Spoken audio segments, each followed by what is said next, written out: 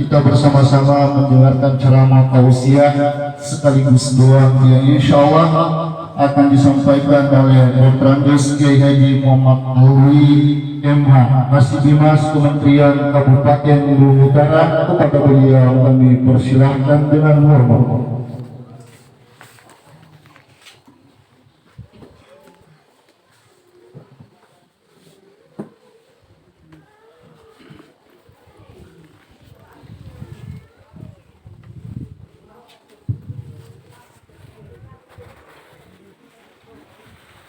أعوذ بالله من الشيطان الرجيم بسم الله الرحمن الرحيم السلام عليكم ورحمة الله وبركاته. Waalaikumsalam warahmatullahi wabarakatuh. الحمد لله رب العالمين والصلاة والسلام على أشرف الأنبياء والمرسلين سيدنا محمد وعلى آله وأصحابه أجمعين. أما بعد، قال الله سبحانه وتعالى في القرآن الكريم وهو أصدق القائلين: أعوذ بالله من الشيطان الرجيم بسم الله الرحمن الرحيم يا أيها الذين آمنوا اتقوا الله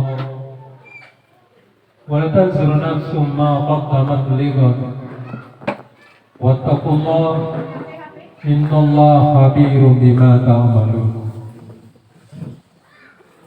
صدق الله العظيم وبلغه الرسول الكريم ونحن على ذلك من الشاهدين والشاكرين walhamdulillahi rabbil alamin. Bapak-bapak dan ibu-ibu, hadirin hadirat, sanak keluarga, jamaah takziah yang saya hormati. Syukur alhamdulillah kita panjatkan kehadirat Allah Subhanahu wa Ta'ala atas nikmat yang senantiasa diberikan kepada kita, sehingga dari seluruh rangkaian nikmat itu menyebabkan kita hadir di tempat yang penuh berkah ini, di rumah keluarga kita. Sekalipun kehadiran kita di sini masih dalam suasana duka, karena acara kita adalah acara takziah, sekalipun beliau sudah pergi 7 hari yang lalu meninggalkan kita. Namun di balik daripada itu kita masih sangat bersedih.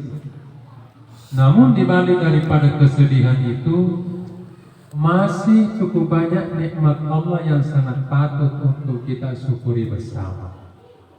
Oleh karena itu, lafaz alhamdulillah wa syukrulillah seharusnya senantiasa terucap dari mulut kita. Karena bangunnya kita dari tidur sampai tidur kembali, bahkan dari tidurnya sampai bangun kembali, semua adalah merupakan nikmat pemberian dari Allah Subhanahu wa Ta'ala untuk sangat patut kita senantiasa syukuri. Selanjutnya, salawat dan salam semoga senantiasa tercurahkan kepada junjungan kita Nabiullah Muhammad SAW, Nabi yang menjadi panutan, menjadi tauladan, menjadi contoh bagi kita umat Islam. Bahkan nanti di hari kemudian, Nabi yang seharusnya kita akui sebagai Nabi kita, yang akan menyelamatkan kita nanti di hari kemudian, yang akan memberikan syafaat kepada kita semua nanti di hari kemudian, adalah Nabi Muhammad SAW. Oleh karena itu, karena banyaknya jasa beliau kepada kita, maka setidaknya sebagai ucapan terima kasih umatnya Nabi Muhammad itu, kita harus memperbanyak untuk senantiasa mengirimkan sholawat dan salam, senantiasa bersalawat kepadanya. Dengan doa haji ini kita sudah bisa sering Bapak-bapak, ibu-ibu hadirin yang saya muliakan, biasa kita mendengar kita kirim dalam kita sebuah suruh hadis kita suruh dikatakan, baca doa seserah. kafa bil mauti mau'izah, cukuplah kematian itu menjadi nasihat bagi kita. Nariku engkau kau mati, desna bicara kau mati. Amanah terima. Aja na tatajeng alena melo pengajar untuk bicara. Tetapi dibalik daripada kejadian itu, kalau kita mau berpikir menggunakan akal kita, dibalik kematian itu ternyata adalah merupakan pembelajaran bagi kita yang masih hidup. Termasuk kehadiran kita di sini, pembelajaran bagi kita. Pertama, ketentuan Allah Subhanahu wa Ta'ala bahwa kita ini masih dipinjamkan umur. Sementara almarhum sudah berangkat menghadap kepada Allah Subhanahu wa Ta'ala, sudah berakhir waktunya hidup di atas dunia. Tinggal tentunya mempertanggungjawabkan segala amal kebaikannya di depan Allah Subhanahu wa Ta'ala. Dan kita yang masih hidup senantiasa mendoakan bahwa semoga di hadapan Allah beliau diselamatkan, diampuni segala dosa-dosa. Amin. Sementara kita yang masih hidup ini, kita belum tahu nasib kita seperti apa. Apakah masih memungkinkan kita meninggal dengan baik seperti almarhum atau gimana? Belum tentu.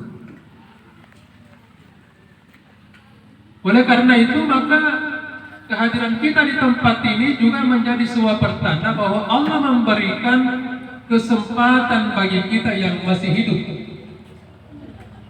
Karena orang yang masih hidup di atas dunia berarti kesempatan masih ada sama kita, diberikan oleh Allah Subhanahu wa Ta'ala.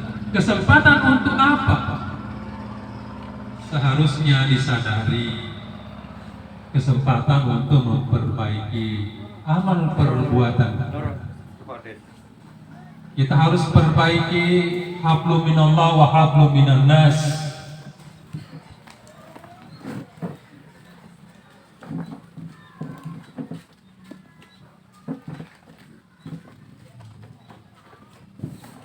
Ini Pak De.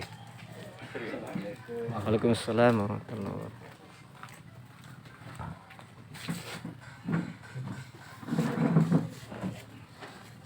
Hablum minallah wa hablum minan nas itu harus senantiasa kita perbaiki.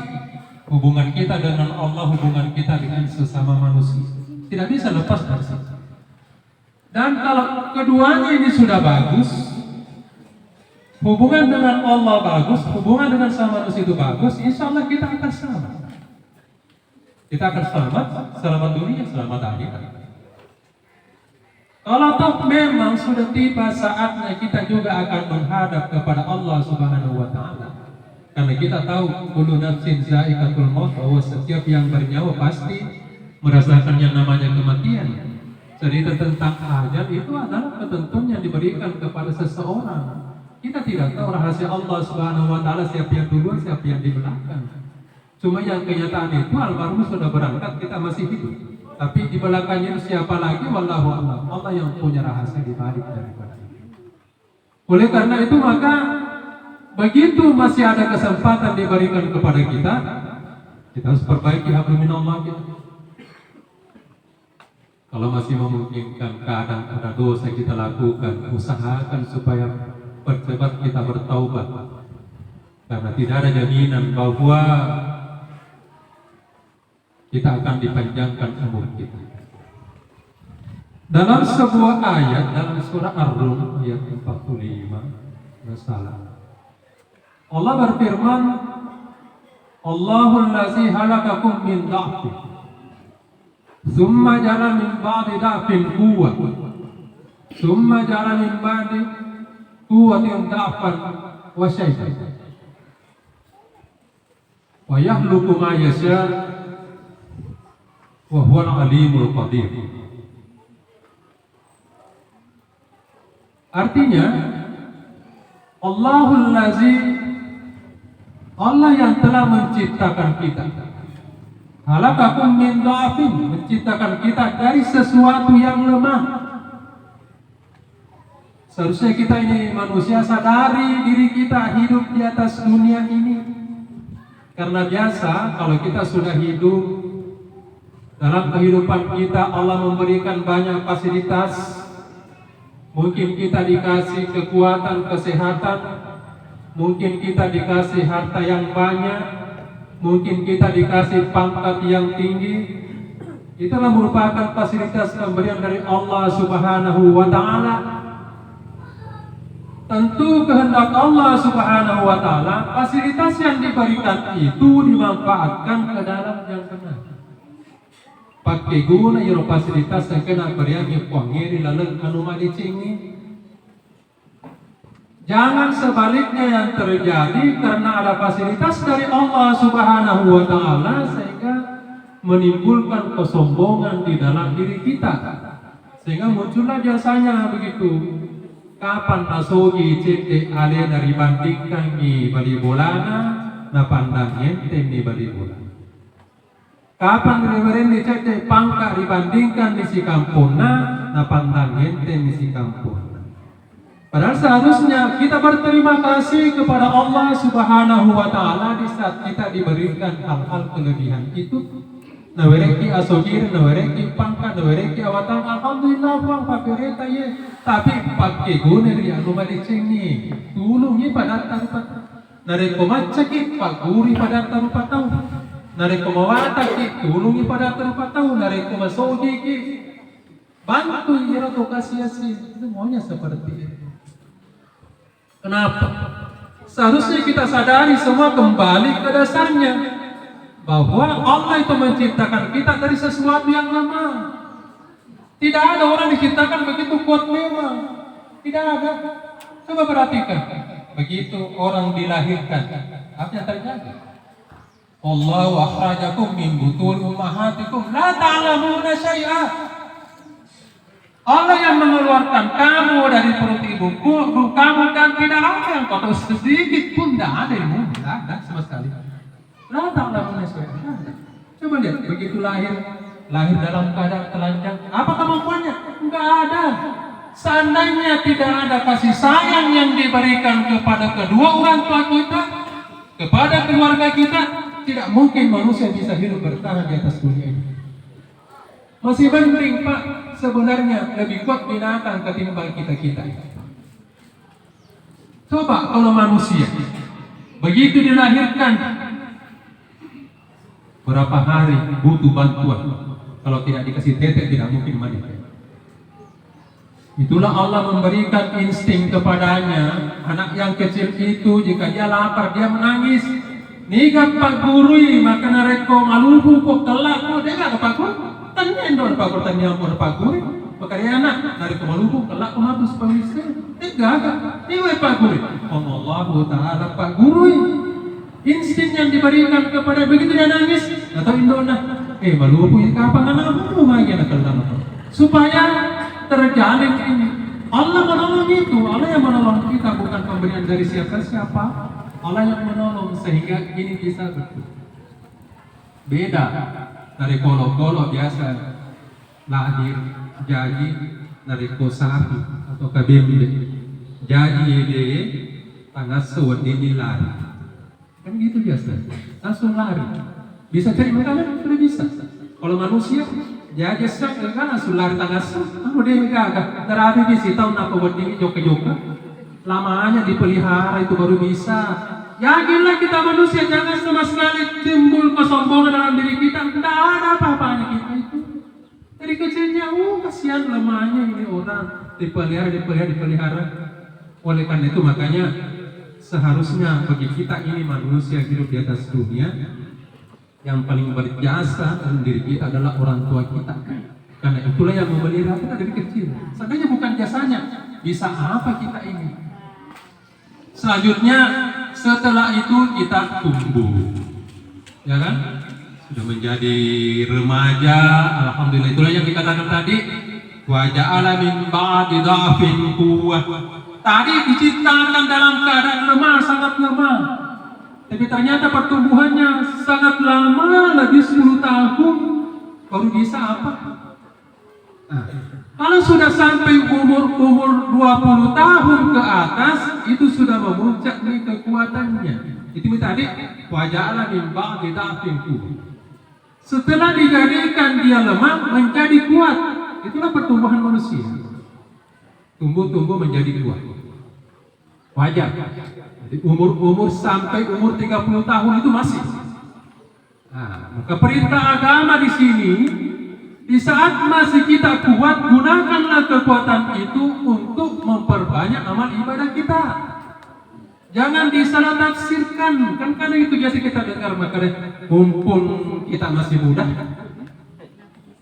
Saat dimana mumpun itu bagaimana memang dia mau puji-puji, tak boleh. Tidak seperti itu. Seharusnya sampaikan, mumpung kau masih muda, silakan perbanyak itu amal yang bisa kau lakukan. Makai, dari kemajuan ini, dari ule. Iro malorona pada samana pakitannya na kutuna mengaji deh, iro mengaji tidak mau buka Quran. Pada samana dia huruf-huruf pun tatina. Dia belok buka. Ia mana sadar mel mengaji silakan menipat dapet pematanan dia dan nita pada akan bacaan dia. Dia teman kita mengira itu yang dibilang selama masih kuat gunakan kekuatan itu. Masih mubi joka memang itu masih memang diri jama. Ajaran tomat kada itu kan akhirnya makan ini zaman tomat tua. Tenang zaman anak muda. Tidak begitu dari tomat tua ini nuling. Jo kamera dikasih nama akhirnya jama kita sigi. Dia nulen letup kita sigi makan magi telu ni aja dan apa tongkat nak kerja itu juga lutut bisa goyang. Manfaatkan. Jadi setelah itu kuat tabik.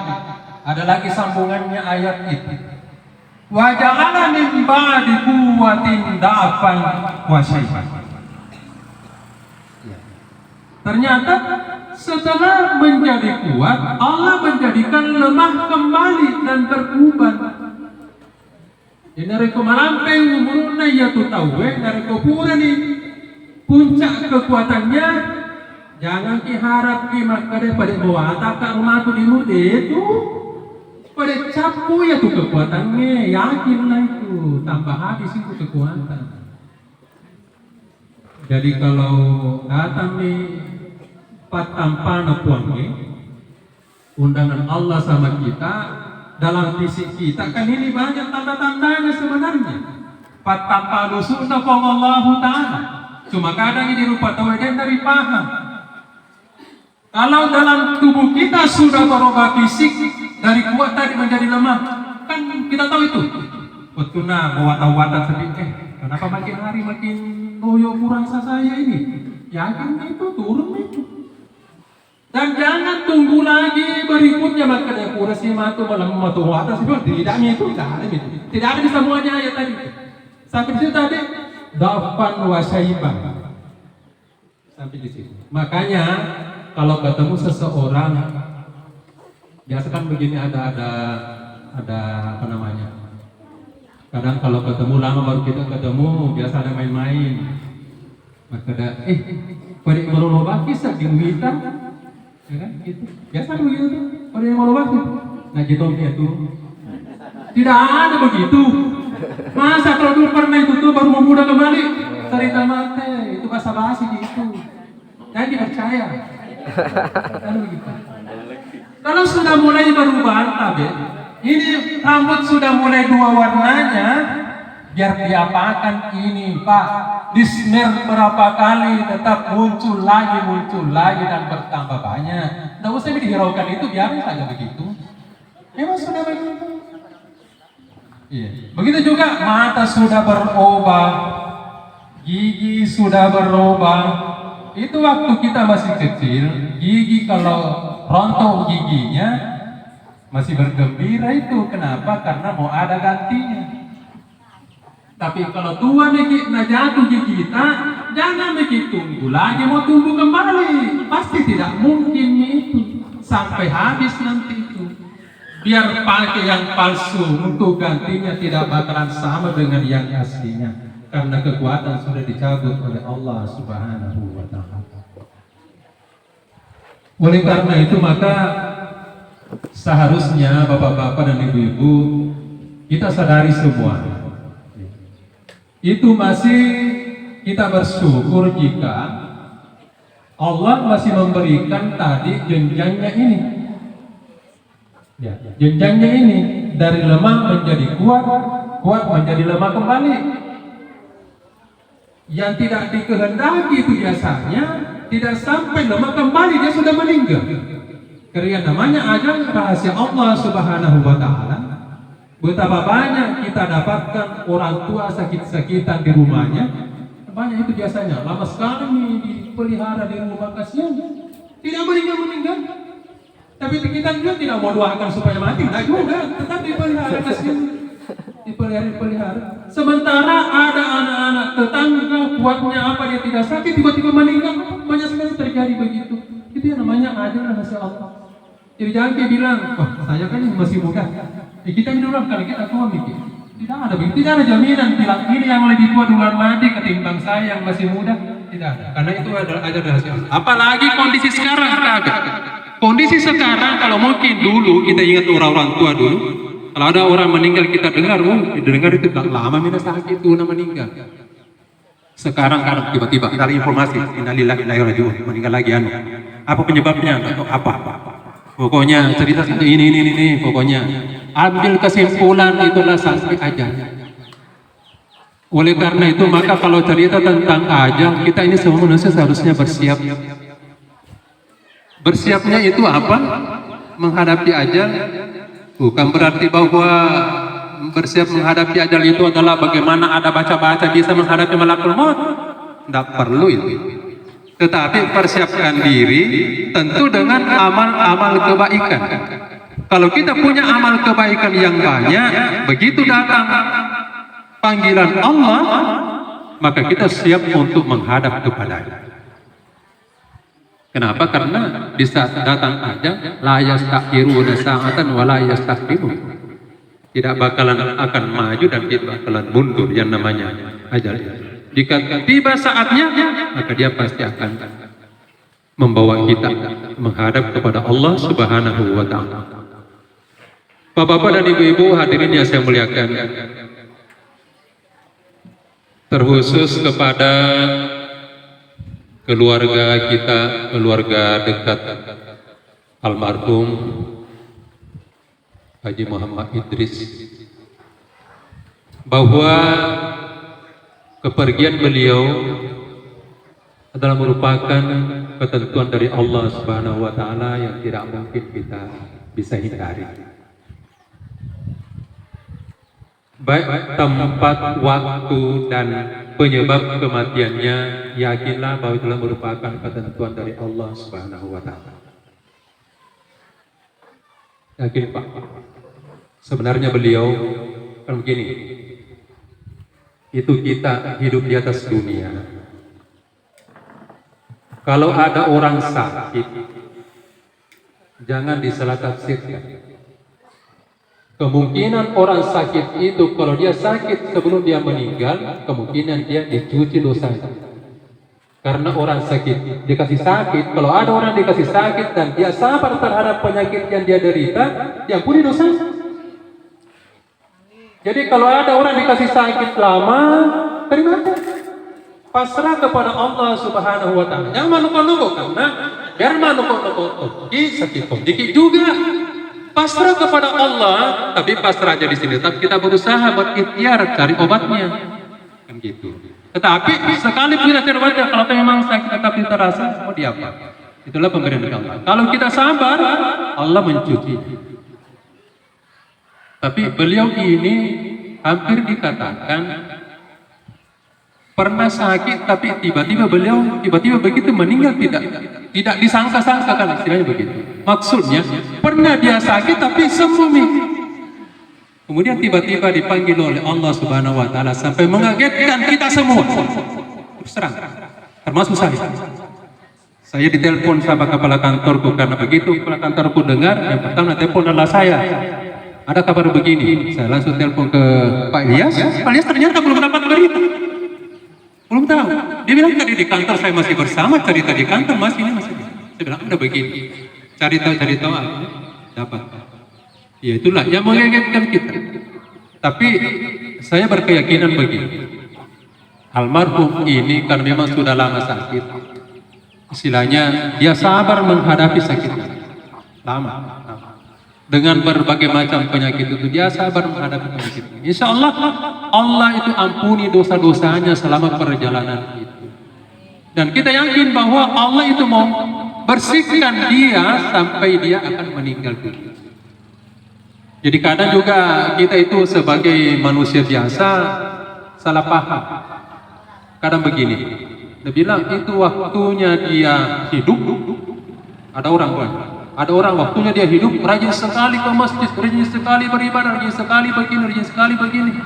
Tapi begitu dia mau meninggal, sisanya kelihatan itu. Kenapa dia begitu? Padahal kalau dilihat ini orang ibadah, ahli ibadah, berarti pasti bagus cara meninggalnya. Jangan salah paham. Kenapa?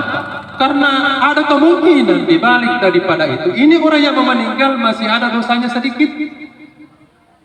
Maka Allah kasih puncak sakitnya di dunia ini sebelum dia meninggal, supaya dia bersih menghadap kepada Allah Subhanahu wa Ta'ala. Jangan juga kita heran kalau ada sebaliknya. Kalau saya lihat itu nakalnya bukan main.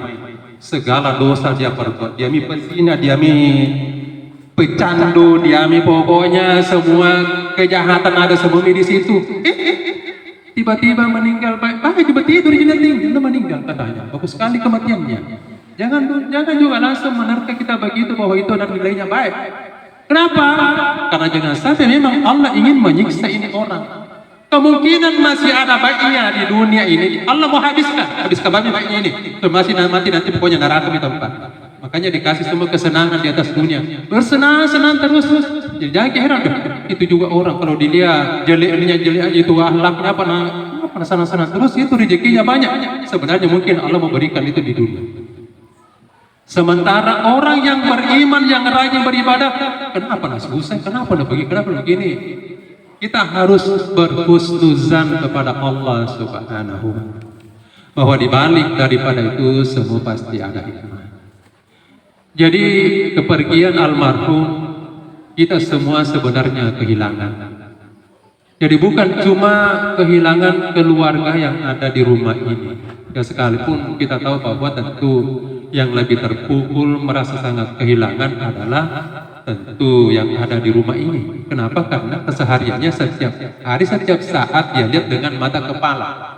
Kalau kita kan memang palingan 1 kali 1 minggu. Kalau saya datang di kantorku mungkin 1 kali 1 minggu. Kalau teman-teman di kantor kawan mungkin setiap hari ketemu. Ya tapi kan kalau yang di rumah ini siang malam dia ketemu. Jadi begitu dia meninggal dan tidak mungkin lagi untuk kita ketemu kembali. Oleh karena itu pasti kita merasa kehilangan, kami juga merasa kehilangan. Oleh karena itu maka tidak ada hal yang terbaik kecuali kita merelakan kepergiannya. Merelakan kepergiannya itu tentu ya dengan mengirimkan doa semoga diterima di sisi Allah Subhanahu wa Ta'ala. Dan kita berdoa semoga perasaan yang kita rasakan ini tentunya Allah memberikan pahala kepada kita. Karena kita biasa mendengar bahwa yang namanya cobaan Allah tidak akan beri kepada seseorang bagi orang yang tidak mampu membawanya. Pasti sesuai dengan kodrat kemampuan kita Allah memberikan. Tapi memang kita tahu bahwa yang namanya kematian itulah merupakan cobaan yang sangat berat dibandingkan dari segala cobaan. Namun dibalik daripada itu pasti ada hikmah tersendiri yang dikehendaki oleh Allah Subhanahu wa Ta'ala. Saya kira seperti ini yang sempat saya sampaikan, lebih dan kurangnya mohon dimaafkan. Allahumma waffiq ila aqwamit thariq. Marilah kita bersama-sama berdoa. Saya harapkan kepada kita semua untuk kita niatkan, karena kita yakini dalam ajaran agama kita, dalam ajaran yang biasa diajarkan oleh ulama kita, bahwa kalau ada orang meninggal, kita ini yang masih hidup, termasuk orang yang berimannya masih hidup, mendoakan supaya diserahkan kepada yang meninggal itu, insya Allah akan sampai pahala. Apakah doa itu berupa doa, apakah itu berupa ayat-ayat Al-Quran, kita kirimkan, insya Allah Allah akan sampaikan ke sana. Oleh karena itu, ila hazihi niyya wa ala kulli niyatin shalihah.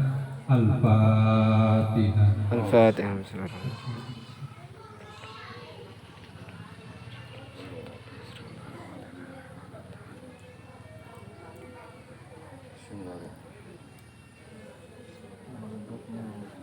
Amin ya rabbal alamin. Alhamdulillahi rabbil alamin. Nasyukrin